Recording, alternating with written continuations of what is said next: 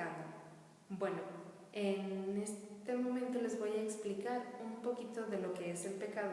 Con este pequeño video no pretendo que sea una explicación profunda ni larga, así es que es breve. Si hay dudas, después se abordarán con mayor profundidad, ¿de acuerdo?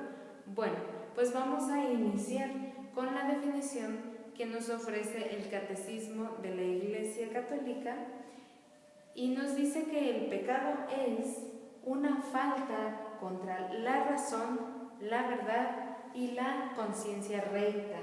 Es faltar al amor para con Dios y para con el prójimo. En resumidas palabras, es lo que nos dice el Catecismo de la Iglesia Católica sobre lo que es el pecado y nos ofrece una definición de San Agustín, que es una palabra, un acto o un deseo contrarios a la ley eterna. La ley eterna es la ley de Dios y nosotros sabemos que el pecado es una ofensa a Dios.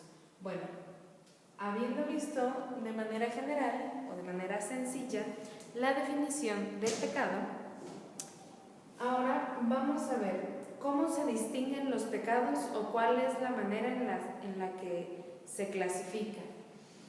Los pecados los podemos dividir según su objeto, según las virtudes a que se opone o según los mandamientos que quebranta. Son tres de las maneras principales que las encontramos en el Catecismo de la Iglesia Católica también, en las que podemos distinguir los pecados. Entonces, bueno, según su objeto, puede ser como la intención o según la materia, ¿no? Como la gravedad de la materia.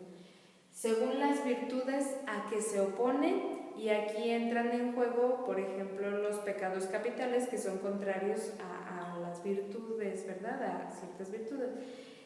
Por mencionar algunos pecados capitales: lujuria, soberbia, gula, pereza, bueno. Y según los mandamientos que quebranta, sabemos que la Iglesia Católica tiene 10 mandamientos, entonces los pecados son acciones que quebrantan estos mandamientos, ¿sí? Bueno, son estas tres, variantes por las que se pueden distinguir los pecados.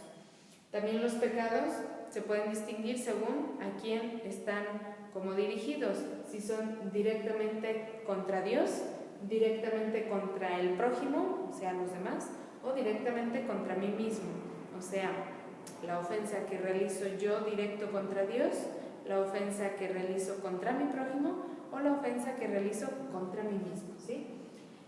También hablamos de que hay pecados tanto espirituales como carnales, o sea, no todos los pecados tienen que ser específicamente carnales, o sea, que esté involucrada una acción del cuerpo como tal.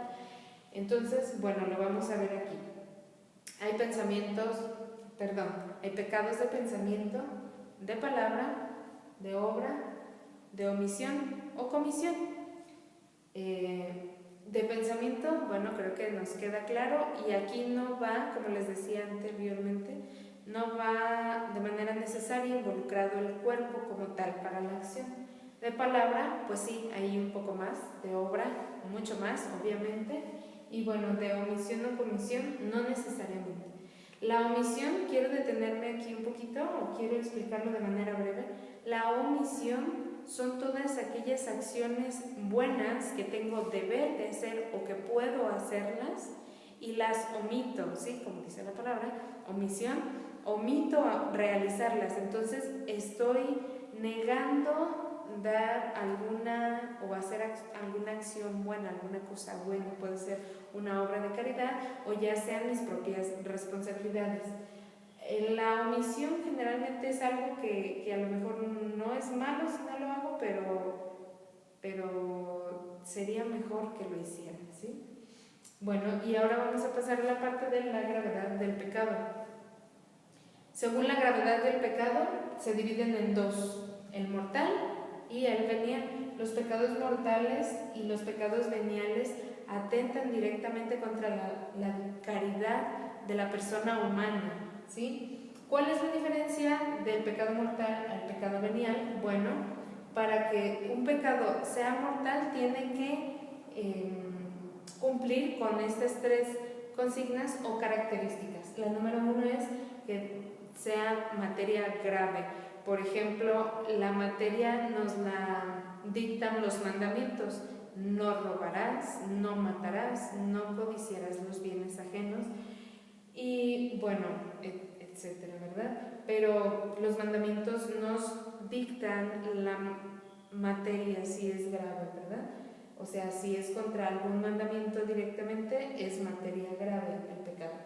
También, si aparte de ser materia grave, el pecado es realizado con pleno conocimiento. Vamos a utilizar el ejemplo de no robarás o no robar. Robar es materia grave, ¿sí? Hay casos específicos en los que es más o menos grave, pero en esa cuestión la profundizaremos después. Es materia grave robar y yo lo sé. Y pleno consentimiento o total libertad, que a pesar de que es materia grave, lo sé que robar está mal y es materia grave y aún así decido realizarlo, entonces es un pecado mortal, ¿sí? Por el contrario del pecado mortal, el pecado venial, para que no sea pecado venial, pues obviamente tiene que no cumplir con alguna de estas tres consignas que mencionaba anteriormente. Por ejemplo, siguiendo con la cuestión de no robar, robar es materia grave, pero yo no lo sé y robo con toda la libertad, con total libertad o pleno consentimiento. Pero como no sabía, digamos que robar es malo, pues no es un pecado mortal, sino que nos quedamos en el pecado venial, ¿okay? No necesariamente tiene que ser esta de pleno conocimiento, sino que puede ser, a lo mejor es pleno conocimiento y pleno consentimiento, pero no es materia grave. Puede ser alguna mentira de poca trascendencia, por ejemplo, o cualquiera de las tres, ¿verdad? Entonces, bueno, esta es la diferencia entre el pecado mortal y el pecado venial. Y una diferencia que la podemos como palpar en cuestión de efecto en nosotros es que les decía que los dos atentan directamente contra la caridad, pero el pecado mortal destruye la caridad en la persona humana, mientras que el pecado venial la lastima, únicamente la lastima. Claro, ¿cuál es de mayor gravedad? El mortal, pero es de igual importancia el venial, porque muchos pecados veniales acumulados no son sanos para la salud de nuestra alma ni de nuestra conciencia. Bueno, y únicamente saber que Dios nos regala, aparte, la gracia de su perdón a través del sacramento de la confesión, que eso lo veremos en otra ocasión. Bueno, ojalá que se haya entendido bien. Y si no, vemos las dudas después. Gracias.